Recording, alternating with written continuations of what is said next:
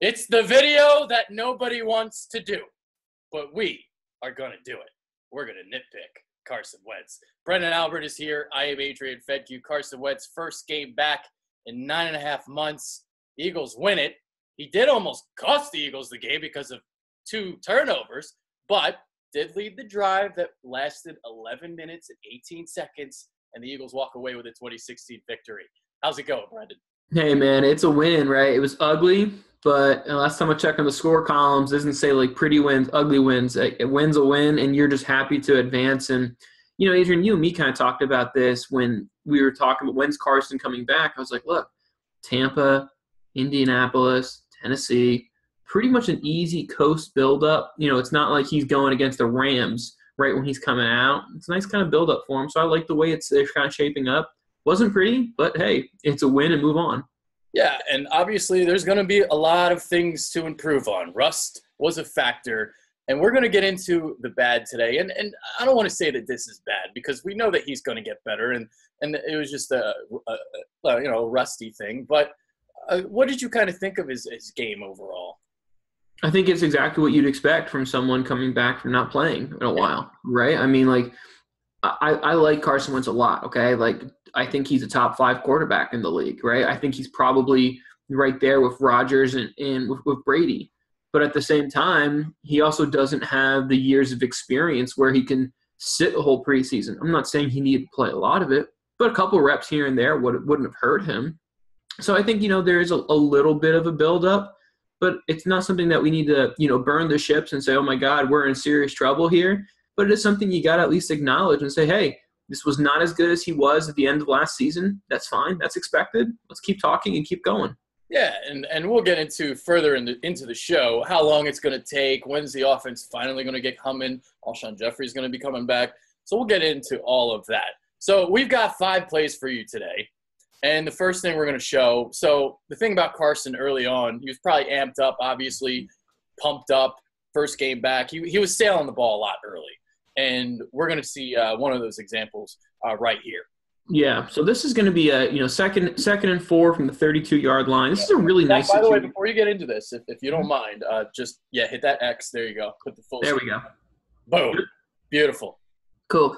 So let's kind of talk about what do offensive coordinators think about in these type of situations. When you're in the 32-yard line, really within the 30 and in, you have a great playbook in front of you because you can do everything. You can deke and dunk. You can go long ball, intermediate. You can run on 2nd and 4. So the whole playbook is open for you, especially on a 2nd and 4 situation. This is a great shot time. It's a great time to say, hey, let's see what we get here. And as you pretty much can tell pre-snap, we're getting a pretty clear cover 2 shell look, especially here to the boundary side. We see the corner here pretty hard, and then we see, safety up top, little soft backside, which is fine. So, okay, let's talk about cover 2. What the hell does cover 2 mean? Cover 2 means we have 2 corners in the flats, one here, 2 safeties high. So we have 2 vertical threats, right? Awesome. So where's the weaknesses? Well, the weakness is middle of the field. That's the biggest kryptonite. Second biggest kryptonite, we call this the hole shot. And it's right in between the corner and the safety. Now, this ball needs to be perfectly thrown because if it's thrown too far, it's intercepted. Too short, it's intercepted. If it's on a line or has a little too much loft, well, then this safety is going to take this receiver's head off. So the key here is, can you have something, we're going to see this thrown to the boundary side here, but do you have some type of play set, some type of receiver set that's going to hold this safety here long enough that's going to open up this window for Carson to hit the hole shot? So there we go. We're going to look at it. Cover 2 shell, that's basically what Indy plays, basically what they've been playing all year. Yep. And we can pretty much see it right away. Hey, we're going to kind of press up, be hard, physical in the flats. Yep. Okay. Now, because we see here, there's no real threat for the safety. No real threat, which is fine. Like, you don't have to have it. But this puts more pressure on this ball having to be perfect. This ball, I mean, look, there's plenty of room here. Yes. Carson Wentz, week 6 of last season, he's probably hitting them right in stride. Yeah, absolutely. And here, he just airmails this ball. Yeah, and this is what I kind of had more of a disappointing thing with this is, let's look at the pocket. Oh, it's a great pocket. It's going to be perfect, right? Hey, look at that. Boom. I mean, like, look, I'm not saying Carson Wentz is trash, but we also have to be realistic. everyone watches film because everyone makes mistakes. This is a miss here. This should have been a touchdown here, Adrian. Or if nothing else, it should have been a big game. Look at his reaction right away. He knew. He's like, oh, God damn it. I let that ball get away from me. Yeah. And when Carson Wentz, when the mechanics are a little bit off, he does airmail it. That's his flaw. Sometimes what happens is for quarterbacks is if we get a little too tall in the pocket here. Let me get rid of this guy. We'll start again. Here we go. Okay, we're kind of let's go full speed so you guys can kind of see. Yep. Look, the window's there, right? Oh, I mean, yeah. The safety here pedals himself out of the position. Window's clearly there. Airmails it, okay? But to Adrian's point here, you can see Carson's going to get a little frustrated here at the end of it because he knows he missed this one. Yep. Knew it. He's not doing the YMCA here, folks. I mean, he's upset because he knows he missed it. Now, the funny thing about this is while we're talking about how he airmailed that and how he should have hit that throw, no guarantee that Josh Perkins would have caught it. No, not at all. Right? He's been dropping everything. Right. I mean, look, there's a reason he's not wide receiver 1 or 2, okay? Like, it wouldn't have been an easy catch, but look, what we really want to see at this point in time, Adrian, is we just want to see balls be put in catchable positions. Yes. All right, let's go to the third quarter now, brother. Yeah, I'm trying to. I'm in a full screen here. I'm afraid to click anything. I wanted to get on my notes, but all right. So what's the play we're looking at here? All right, so now we're going to take a peek here at a read here that we're going to see on the outside defender up top here, and this is going to be a quick read of, hey, should we have thrown this play? Oh, right. I mean, look.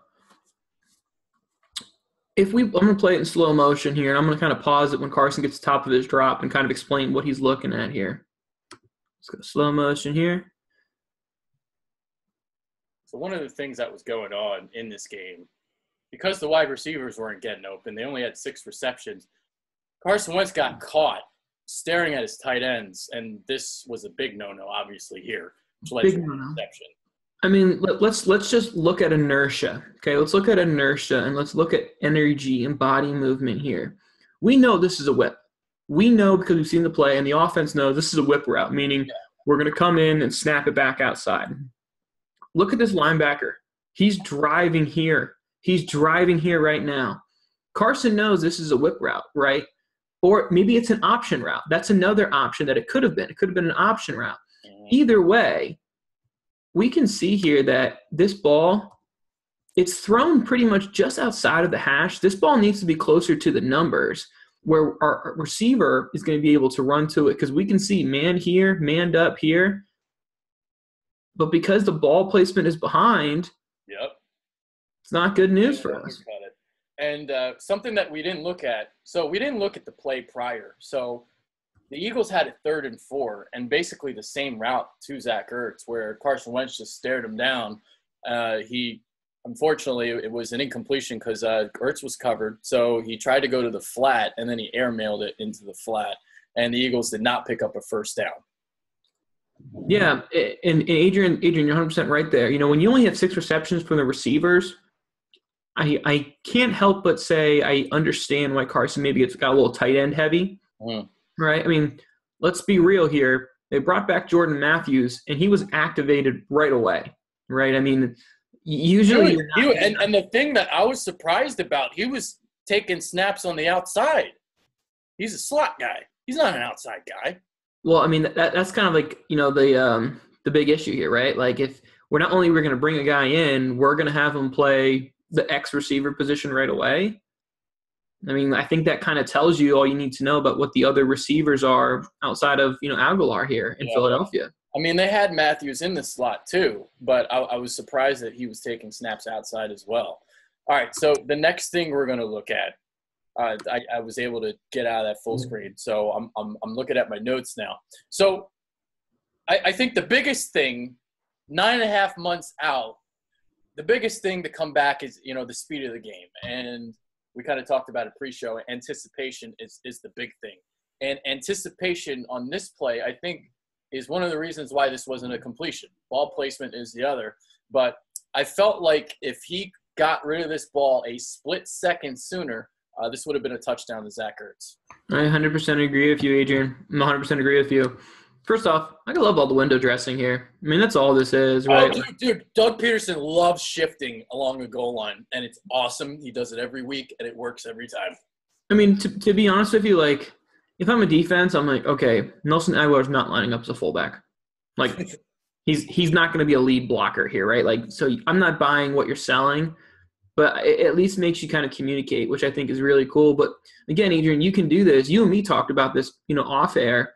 When you have two tight ends that can line up at receiver positions, and you have, backs who can move to receiver positions, it makes it really, really difficult because defenses, when they sub in based on the personnel, not based on the formation. That's a great point, and I love that you made that point because one of the things that they did to try and combat the tight ends, they went to nickel. And once they went to nickel, guess what the Eagles started doing? They started running the football. And when they were in nickel, they averaged over 6 yards per carry.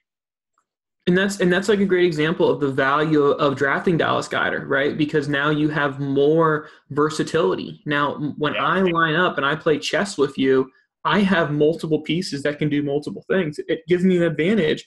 Maybe Dallas Goedert isn't necessarily as good as a receiver as some other guys, but he offers me more offensive versatility of play calling. 7 targets, 7 receptions for Dallas Goedert. You want to know how many targets he had the first 2 weeks? I think he had 1 in week 1. That was it? And he had 3 total. 3 total in the first 2 weeks. Completely unacceptable. Now you got him going. Look what happened. Yeah. Now let's take a peek here with this goal line situation, guys. We talked about anticipation and ball placement, right? So let's kind of take a peek here. If this would have been a sit route, this would have been a touchdown right away. It's not a sit route, okay? It's going to be an in and up. So we know here that Carson's like, all right, well, this isn't going to work. So I pretty much have to squeeze it into this side. If that's my read and I have no threat here, my read's going to be here. This is open. Yeah, it's wide open. I mean, this is as open as you get in the red zone. And he is unbelievable of a quarterback, but ball placement. Ball placement here. Look, this ball should be down low. This ball should be low in front of your tight end where he can drop down, he can grab it. Yep. And this defender has 0 chance at making the play. The only thing the defense could do if this ball is placed low was pray that the receiver dropped it. But the ball is placed outside. It allows the defensive back the ability to come in and break the play up. And because he got rid of that ball a split second late, he would have been able to secure that catch before the hit came. Yeah. Again, the other issue I have with this, right? Clean pocket. Oh, yeah. Clean pocket, man. Oh, yeah. Now, if you want to hitch there, look at that. Okay. Yeah, and I'm fine with the hitch, honestly, Adrian. Like I'm okay with this because it shouldn't impact it. Yeah. Now, if you want to say, hey, this is pass interference, I think it's bang bang. That's a bad flag if you call that. Yeah, I think that's a bang bang play here. I think it's too tight for you to call it in the red zone. But I mean, look, it's a clean pocket here. It's a miss just because of ball placement. It's not a miss because of anticipation in my mind. It's more of a miss because of ball placement, and it just needed to be low and away, not high and outside. The offensive line took a lot of heat in this game from the fans. I don't think they played as bad as people said they did. I mean, we're looking at clean pockets here. Yeah, we are. No, and I know that there were 5 sacks, but according to Doug Peterson, Monday's press conference, he's like, hey, if Carson gets rid of the ball a little sooner, we wouldn't have had 5 sacks. Yeah, and I think this play is going to be an example of one of those things that Coach P's talking about. Now, If I'm also someone who's going to say, well, the offensive line does need to play better, I think the way I would argue it is we have arguably the best offensive line in the NFL. Yes. And we gave up a lot of sacks to the Colts and the Buccaneers. It's not the Vikings. It's not the Rams. Yeah, okay. Like that's where I would make my argument. But I would agree. I mean, it's not fair to say every single fault is on the offensive line. Sometimes it does come to backs and quarterbacks. But I would say if I am being pessimist and I'm trying to blame the offensive line, the Colts don't scare me at all. They're not going to have a single Pro Bowl in the front 7, in my opinion. Bucks beside McCoy probably aren't going to have anyone who really scares me to get after the quarterback. So that's not good that back-to-back weeks you got a little bit of trouble there. Now, I will say this. The Eagles, their offensive line, a lot more known for their run-blocking prowess. than protecting the quarterback. I believe last year they were in the middle of the pack in sacks allowed. So when it comes to pass protection, they're not elite. It's actually middle of the pack, but the run blocking, by far the best in the league. Yeah, that's totally fair, Adrian. So let's talk about situational awareness here, folks, right off the jump. This score's 13-13, okay?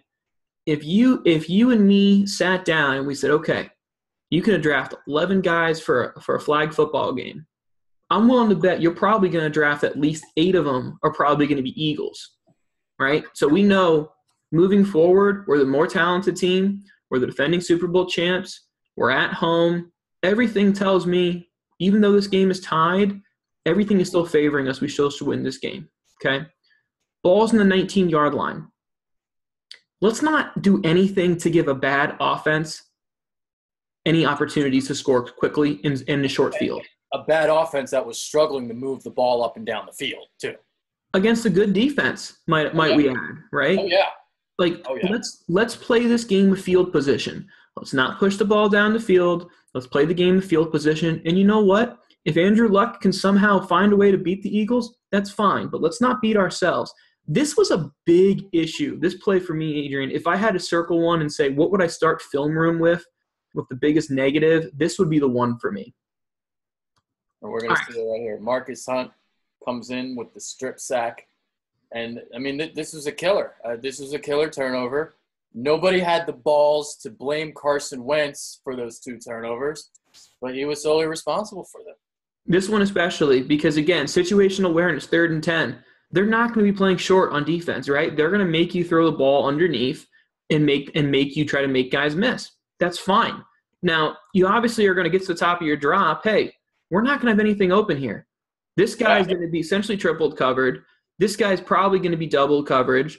He's in good position here. Maybe if you want to throw this, okay, but you still have a safety over the top. Your 4 receivers, who would have been guys that could have picked up the first down just by the reception alone, are covered. So the only way you're getting a first down is by yards after the catch. So right here, you got to throw this down. You have to check this down here. You check it down, and you know what? If it's a gain of 5 yards and you punt, that's fine. Like, you live another day. Chris Winkie, who I was so privileged to learn under, he taught me that every good possession ends with a kick. Even ending with a punt is a good possession. What's not a good possession is giving up a strip sack. Yeah, absolutely, Adrian. Yes. Marcus Hunt had a huge game in this one, too. He was all over the place, pressure Wentz. And, yeah, this is just – so you just check down the flat. That's it. It's simple as that, huh? Yeah, as simple as that. I mean, it's just a simple stunt game. It's not like, we're going to reverse the 2000 Baltimore Ravens defensive line. You just know, hey, we're going to have to check it down here, and that's fine. Check it down. He steps up there, and he was ready to fire. I don't know who the hell he's trying to throw the ball to. There's nobody open. There's nobody open. Yeah, I mean, okay, best case scenario, he gets drilled, right? And he gets no yards after the catch. But, the odds of that are much, much unlikely. I would take the odds of throwing it to the back and making my back be able to make one corner miss and all of a sudden there's a 12-yard gain. Yeah, I like those odds a lot more than try to force it into coverage down the field. Yeah, it's funny that we're talking about him throwing it to a back. Well, the next play we're going to look at, we wish that he didn't throw it to the back. So this was on a 3rd and 10. No, this isn't it. Never mind. That's the wrong play.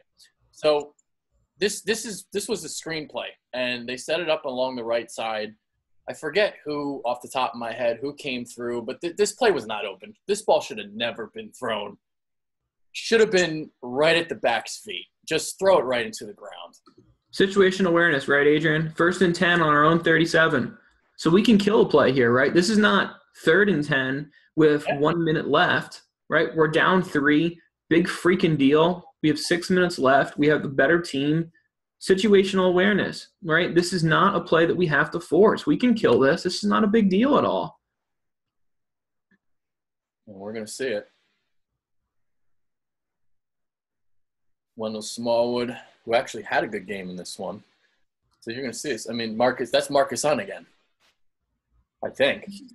This is a 6'5", 300-pound human wearing all white. You can't tell me you didn't see him, right? I mean, like, this is a large human being from Europe. You knew this guy was there. Just kill it, man. Just throw the ball right at his feet and kill it. Yeah. Sometimes Carson, he's super aggressive, and that aggressiveness maybe gets the best of him sometimes, that he just has to try and make something that's not there. Yeah, and some people might say, you know what, maybe he's feeling the pressure. No, right? I mean, there's nothing there. There's still plenty of time and awareness, right? And even if you were the guy who said, you know what, I trust my back to be able to run away from him, I'm okay with that. I actually would believe you a little bit because one guy's 300 pounds, the other guy's 200 pounds. Where's the ball placement? It's behind him. Yeah. So so he's not catching that where he gets to seamlessly turn up field. He's got to make sure. Yeah, he's got to stop first before he turns up. Yeah, this was a play here, Adrian, that I much rather would have seen that Carson just kill it, right? Just flat out say, hey, it's not there. Spike it right into the dirt. Kill. Yep, and just move on. Omaha. There it is. All right, so as we end the 5 plays here, the question I have for you: when do you expect this Eagles offense to look like it did last year? Next week. Not worried at all. Really? Yeah, I have very, very little concern here, Adrian. Look, it wasn't a good game. It was the first full game back, pretty shitty weather conditions. Maybe Alshon's back. I forgot to mention that, and I'm glad you brought that up. We'll get into that discussion too temporarily, but keep going. Yeah, pretty shitty weather conditions. Alshon maybe is back this weekend, maybe not. Okay. I'm not worried. I mean, there's zero worry for me. It's not like, again, you're playing the Rams or you're playing the Vikings or you're playing the Falcons. Tennessee's a fine defense, but they're not an elite. So there's no reason that the Eagles shouldn't be able to go out and put on, 28-plus points on them. They'll beat Tennessee. I'm not worried about that. Yeah, not worried about the offense at all. It's Minnesota when they have to play them in 2 weeks. Is this offense ready for Minnesota? I think so. I mean, I think they will be, right? If they were playing Minnesota next week, I'd be a little more worried. I'm worried about this Minnesota game, dude. I'd be a little more worried, but I'm not worried about them right now. I mean, look, the thing I'm not worried about with Minnesota, Adrian, you and me talked about this. I'm not a Dalvin Cook guy. I mean, he hasn't been able to stay healthy in college. Why would I think he's going to be able to stay healthy in the NFL? He's had trouble fumbling the ball in college. Why would I think he can carry the ball in the NFL? I'm just not a Dalvin Cook guy. It's a bad offensive line. Go ahead, Kirk Cousins. Throw the ball 50 times on me. I'm still not afraid of you. Yeah, we'll see. We'll see about that O-line because they're going to have to get rid of the ball real quick. They got the receivers, obviously, Adam Thielen, Stephon Diggs. They have a recipe to beat the Eagles' defense. We'll see if they do. All right, so we talked about the weather. And, that's a good point you bring up because we talked about it on the Philly Influencer podcast last night. Sean was at the game, and he was like, yeah, it rained the whole time. It never let up. It was raining. So how much does the weather affect you when, you're playing quarterback? Does it affect the accuracy? Does it affect, maybe your planting, stuff like that? Yeah, I mean, it will. I think especially the grip on the ball, is something that affects you a little bit. I mean, granted, the balls are changed out almost every play. So it's a relatively new ball each time, but – I mean, it's not really an exact ideal scenario to come back for your first game back. So I think that maybe is a little bit of a concern. The other thing I would worry, you're coming back from a knee injury, your mental psyche planning onto mushy ground.